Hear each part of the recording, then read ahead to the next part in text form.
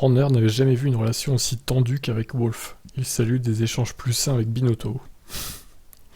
En même temps, excusez-moi, mais Binotto, avec son charisme d'huître et son style zéro émotion, comment voulez-vous qu'il se fâche avec quelqu'un, Binotto, en fait? Ce mec est mou, c'est juste...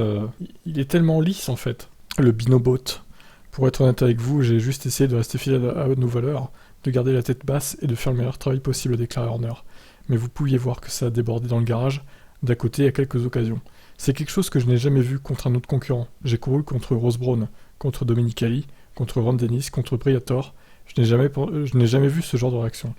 Horner se félicite que la lutte avec Ferrari cette année et l'opposition avec le directeur de la Scuderia Mattia Binotto soit sous le signe d'une entente correcte. Cela reste en piste, ce qui est sain. C'est comme ça que ça doit être. L'année dernière, ça débordait sur beaucoup de politique hors piste et d'autres choses en arrière-plan. C'est beaucoup moins personnel maintenant. Mais en fait, oui, je veux bien, mais il n'y a jamais eu d'accrochage entre Leclerc et Verstappen. Surtout maintenant que Leclerc, finalement, avec tous ses problèmes, il n'est pas en mesure de se battre pour la victoire. Ou alors il se croise pas trop en piste avec Verstappen. Donc au final, qu'est-ce qu'il peut y avoir comme clash en fait? Parfois ça signifie que je vais positionner les choses de sorte à soulager cette pression. C'est ce que je vois comme étant mon rôle. Lorsqu'il est revenu sur la saison 2021, Horner a également eu un mot pour Michael Masi.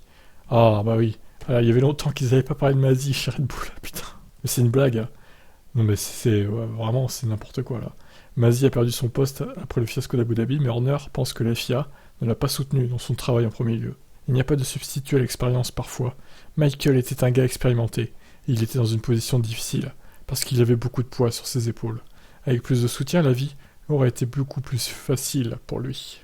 Oh, vous l'aimez, hein, votre Masi, hein, chez Red Bull. Mais embauchez-le. Pourquoi vous ne l'embauchez pas pour la stratégie ou je ne sais quoi?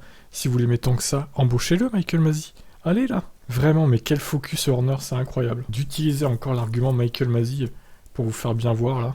Vous êtes vraiment toxique chez Red Bull, c'est incroyable. Bon, vous en pensez quoi, vous? Ciao.